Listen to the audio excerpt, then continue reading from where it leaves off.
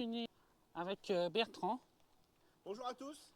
Bonjour, donc là on va présenter un magnifique exemplaire, une voiture française, donc qu'est-ce que tu peux nous en dire? Alors, une voiture française, Oui. donc, il n'y en a pas 50, hein. Là c'est une Peugeot 206 S16 d'octobre 2000. Oui. Un modèle, en fait on est pratiquement sur une remplaçante de la 205 GTI, hein. Même s'il y a eu des choses faites avant. La 206 est quand même la digne héritière de la 205. Donc ce modèle a plusieurs particularités d'ailleurs. Enfin, premièrement, c'est une première génération donc, qui est semi-multiplexée, donc la plus fiable. On est sur des équipements très sympas, comme le semi-cuir avec Alcantara et velours, son toit ouvrant électrique. Qui est accueillie en bon état, elle est vraiment belle. Ouais, non, elle est très belle, 72 000 km. Donc on est vraiment sur une voiture full stock, hein, jamais ni accidentée ni repeinte, et avec un entretien full Peugeot depuis l'origine. Depuis l'origine, waouh. Depuis l'origine. D'accord. Donc on est vraiment sur une voiture pure collector. Vous voyez, on a ses plaques encore, sa première immatriculation. On peut voir c'est vraiment magnifique, coffre, hein. C'est propre. Voilà, donc vraiment un exemplaire, on va pas dire unique, mais Ouais, presque, presque, hein, pas de par son état et surtout sa configuration, puisqu'elle a même les premiers GPS d'époque. D'accord. Hein, donc la personne qui l'avait acheté finalement avait tout coché en option, hein, tout ouvrant, GPS, tout. Voilà, donc c'est une voiture qui a un moteur 2 litres, 16 soupapes, 128 chevaux, c'est ça? 137 chevaux, donc on est en fait sur le même moteur qui équipait les 406. D'accord, ok. 406 coupés par exemple, Oui, de première génération, 406 coupés, avec ce moteur. D'accord. Vous remettez ça avec le poids de la 206, je peux vous dire que ça fait des ravages. En termes de performance. Donc petit pédalier sport, aluminium à l'époque, le volant cuir, des touches d'Alcantara au niveau des contreportes et du battant de boîte à gants. Bon, elle a des airbags au niveau des sièges et de sa planche de bord.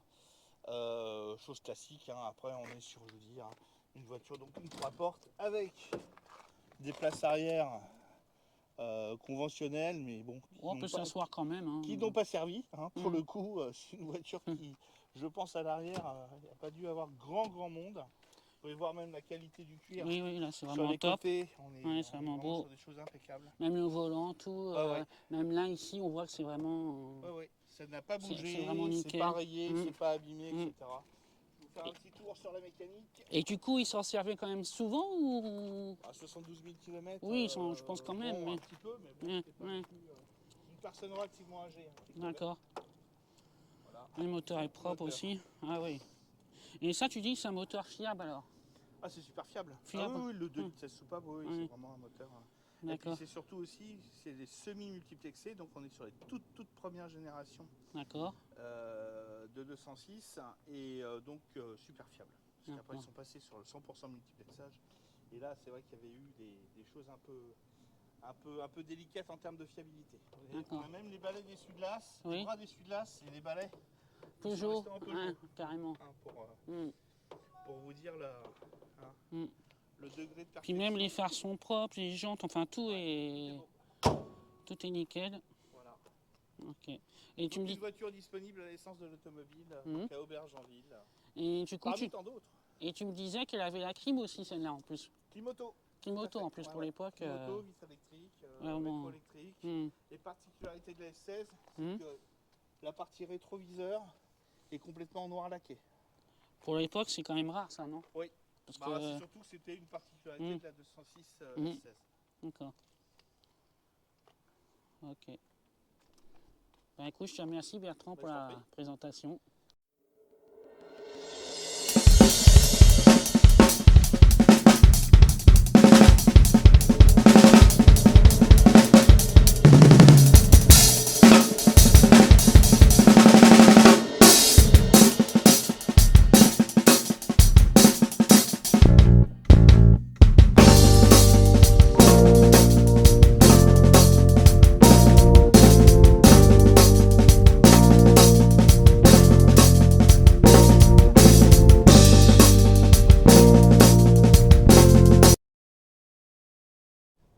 nous sommes à bord. Donc ouais, les compteurs en blanc, climatisation.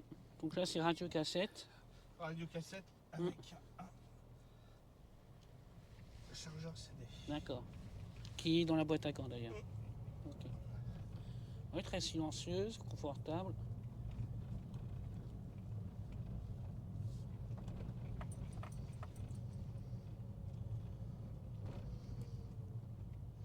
Et du coup, au niveau de la consommation, c'est raisonnable ça comme moteur. Litres, à peu près. Ouais. Après, c'est comme tout. Hein. Oui, je sais bien. Tu appuies dessus. Ouais. Mais c'est une voiture, très clairement, hein, t'es vite à 200 avec. Ah oui, carrément. Ah, oui, d'accord, ah, ok. oui. D'accord. Et c'est une boîte 5, c'est ça hein? C'est une boîte 5. D'accord, ok. Tout à fait. Très bien guidée. Qui a un châssis à la Peugeot. Hein, oui. Pas de surprise. Bah, je suis monté dedans à Montlhéry une fois, c'est vrai que ça marche bien. Ça marche très bien. Après, il était un peu préparé, mais quand même, j'étais surpris par rapport, non, on est vraiment par sur rapport un à la moteur voiture. coupleux, et puis la 206 elle est très légère. Hein. Ah oui, je vois donc, ça, ouais. Non, c'est souple, c'est... Ah oui, ça marche bien. Voilà, donc commande au volant aussi pour la radio. D'accord. Hein, les premières commandes au volant, après ils ont changé chez Peugeot. D'accord. Je parle de la radio, et puis bon, après on a les essuie-glaces automatiques, les premiers, pareil. Et puis voilà. Et au niveau de l'étalonnage de la boîte et de l'embrayage, c'est souple? Ah oui. C'est une boîte courte ou une boîte normale? Une boîte classique, après je pense qu'elle a dû être renforcée pour la partie couple. Mais non, c'est une belle... Magnifique. Ouais, tu vois, ça passe tout seul. C'est une belle auto. C'est vraiment une très belle auto. C'est accessible parce qu'on est quand même sur une voiture qui va dans le futur bien monter, puisque d'une voiture comme ça, en excellent état, et surtout avec les moteurs nobles comme celui-ci, il n'y en a pas eu beaucoup. Non. Et le peu qui reste, elles sont soit tunées, soit elles sont autour d'un arbre, ou abandonnées, mal entretenues, etc. Donc on est vraiment sur une pépite automobile, toujours d'actualité, parce que bon, bien sûr. Elle n'a pas une, je veux dire, aujourd'hui, elle est assez passe-partout, on va dire. Oui. Pour se garer, tout ça, t'es tranquille. On est sur une voiture qui n'est pas chère, très clairement, parce que 12 900 € pour une auto de cette qualité, avec un moteur, encore une fois, intéressant, c'est pas cher au vu du prix actuel. Des voitures neuves, voire même des voitures d'occasion, qui sont dans des proportions beaucoup plus importantes en termes de tarifs. Et en plus, c'est une voiture plaisir, comme tu as dit, donc vraiment confortable. C'est une voiture de connaisseur. Après, je te dis, on est sur du primo-accédant. Hein. C'est des petits prix, mais on reste vraiment sur une voiture extrêmement intéressante par son dossier aussi. Comme je te disais. Ouais, t'avais tous les deux. On est sur une auto avec un historique complet Peugeot. Et tous ses contrôles techniques. C'est-à-dire que la voiture est de 2000, je dois avoir une quinzaine de contrôles techniques, grosso modo, parce que peu de choses près. Hein. Donc non, c'est vraiment un historique de fou, toutes les factures, tous les tampons Peugeot. Et ça, par contre, c'est introuvable. Très clairement, aujourd'hui, retrouver une voiture avec un historique pareil, ça me semble effectivement très compliqué. Très clair. Très compliqué.